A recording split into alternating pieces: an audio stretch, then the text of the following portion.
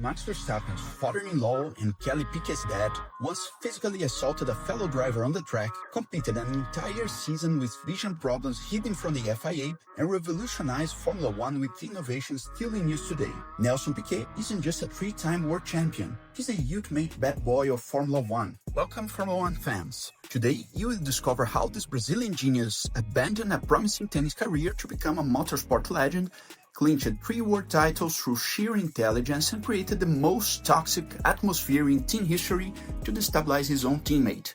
Stay tuned until the end to learn how he concealed a vision problem and still won a championship.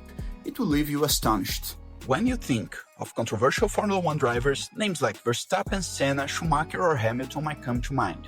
But there's one who surpasses them all in both scandal and tactical brilliance: Nelson Piquet. And interestingly, he has a direct connection to the current 4-time world champion Max Verstappen. In the next few minutes, you'll get the complete story of a man who turned rivalry into art, innovation into a competitive edge, and scandal into fuel for 3 world titles.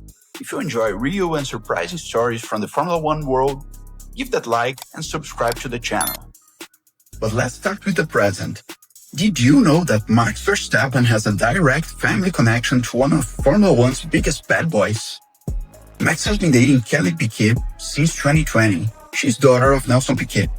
They have a daughter together, Lily, and Max also helps raise Penelope, who Max himself considers a daughter, although she's Kelly's daughter with former driver Daniil Kvyat. But here's where it gets interesting. After Max secured his 4th world title in 2024, the dynamic between him and his father-in-law became even more fascinating. Max now has 1 more championship than Nelson Piquet, and he once said he could finally speak on equal terms with the Brazilian legend. Imagine the pressure of dating a 3-time world champion's daughter when you're building your own Formula One legacy. This family dynamic became even more tense in 2021 when Nelson Piquet made racist comments about Lewis Hamilton, just as Hamilton was competing for the title against Max, outraging the Formula One community. The Piquet family has always been at the center of Formula One's biggest scandals. But how did Nelson Piquet reach Formula One? The story is more surprising than you might think. Nelson Sotomayor, born in 1952 in Rio de Janeiro, had everything to become a professional tennis player. He was extremely talented and had a promising career ahead. But at 14, he made a decision that would change his life forever. He abandoned tennis for his love for racing. It was a huge gamble, swapping an already established career for an uncertain dream in motorsport. But Nelson possessed something special, a unique combination of natural talent, technical intelligence, and a fierce personality that refused to be second to anyone. And it was this personality that caught the attention of Gordon Murray, the legendary Brabham designer, who identified Piquet's talent and brought him to Formula One in 1978. And it was at Brabham that Nelson found the perfect environment for his genius. Brabham in the 80s was a rock and roll field innovation laboratory, with Bernie Ecclestone as a boss, Gordon Murray as a genius designer, and Nelson Piquet as a driver engineer. They revolutionized Formula One. This team popularized strategic pit stops. Before, stops were only for emergency repairs. Brabham transformed this into a tactical weapon, and Piquet was the master at executing these strategies. Starting the races lighter than the other cars, they opened a significant gap and then pit stopping to refuel and to put on new tires.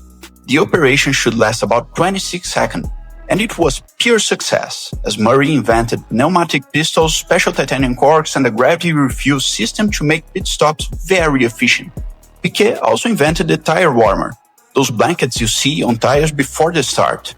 They adapted a strategy of Nelson's Formula 3 season to hack England's cold weather, using an aluminum tent over the car linked to a gas heater that helped Nelson destroy the competition with warmer tires on lap 1. This was the seed behind the tires blanket, invented so they could sustain the advantage gained with strategic pit stops. This innovation provided a huge competitive advantage and was later adopted by all teams. In 1981, Piquet won his first world title, defeating Carlos Reutemann by just 1 point in the final race. But it was in 1983 that he showed his true class. In 1983, Renault had the dominant car with their revolutionary turbo engines. Alain Prost seemed destined for the title, leading the championship for most of the season. But Piquet and Brabham had something Renault didn't: strategy and composure. While Prost and Renault made pressure-induced mistakes, Piquet remained consistent and intelligent. In the championship final stretch, Piquet turned the tables and clinched his second world title, taking the championship from the dominant Renault.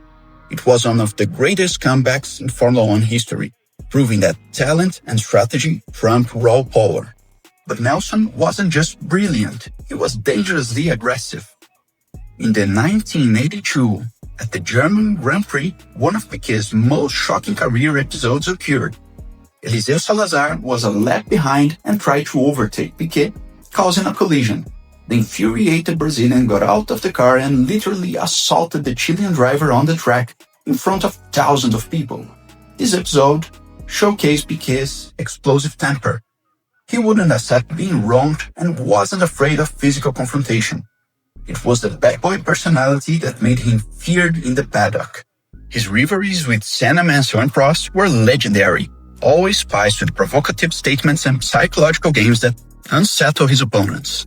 But Piquet's genius wasn't just in mind games. He could back it up on track with pure skill. In 1986, at the Hungarian Grand Prix, Piquet pulled off what many consider one of the most beautiful overtaking maneuvers in Formula One history.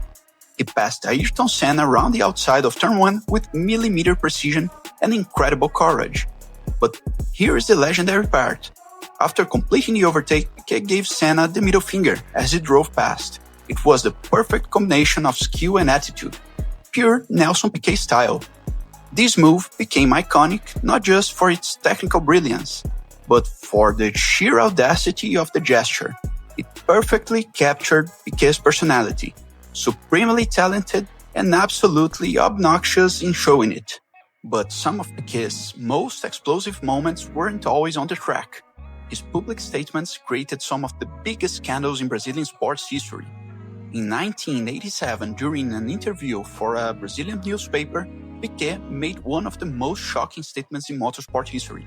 When asked about Ayrton Senna, who was beginning to stand out in Formula One, Piquet insinuated that Senna was homosexual, saying, quote, "His thing is with young men. I've never seen him with women."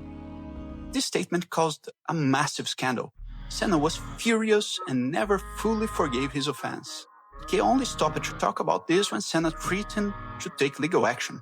The rivalry between the two Brazilians, already intense on the track, became personal and venomous. What's most striking is that Piquet did this deliberately. He knew Senna was his main Brazilian rival and used this statement as a psychological weapon to try to destabilize his opponent. But with Nigel Mansell, Piquet was even more ruthless. During their time as teammates at Williams, Piquet attacked Mansell both professionally and personally. In several instances, Piquet made derogatory comments about the appearance of Mansell's wife, Roseanne, even calling her really ugly in interviews. He said there were 3 differences between him and Mansell. Quote, "First, he likes golf. I like tennis. Second, he likes ugly women. I like beautiful women. And third, he's lost 3 titles. I've won 3. These statements weren't just cruel, they were strategic. Piquet knew that attacking Mansell's family would emotionally destabilize him, affecting his on-track performance. It was psychological warfare at its highest level. And it was at Williams that Piquet showed his most calculated and devious side. In 1986, Piquet arranged all the details to be Williams' lead driver during a dinner with Frank Williams. Everything was perfect until Frank suffered a terrible accident that left him paraplegic. With the team's dynamics changed, Williams began to clearly favor Nigel Mansell, the British driver. But Piquet wasn't one to accept this passively. He deliberately created the most toxic atmosphere in this team history. Piquet used psychological games, spread false information, and created tension to destabilize Mansell. It was a calculated and cold strategy. There's an epic story. During the Hockenheim 1986 Grand Prix, Piquet discovered when Mansell was scheduled to pit for new tires and immediately entered the boxes on the same lap, sabotaging the strategy the team had planned for the Brit and clinching victory. But in 1987, something happened that almost ended his career. At the San Marino Grand Prix in Imola, Piquet suffered a serious accident at the dreaded Tamburello corner, the same that would claim Senna's life years later. And here is the most insane part of the story. The accident in Imola left Piquet with serious vision problems. He allegedly lost 80% of his ability to measure depths and had difficulty seeing clearly during races, especially at high speeds. He claims he never fully recovered. Any sensible driver would have stopped racing, but Piquet concealed this problem from the FIA and everyone in the team. He disguised the symptoms, made up excuses, and raced with impaired vision because he knew that if discovered, his career would be over. And the most impressive part, even racing partially blind, Piquet won his third world title in 1987. He literally won a Formula One championship, hiding a problem that could have caused fatal accidents.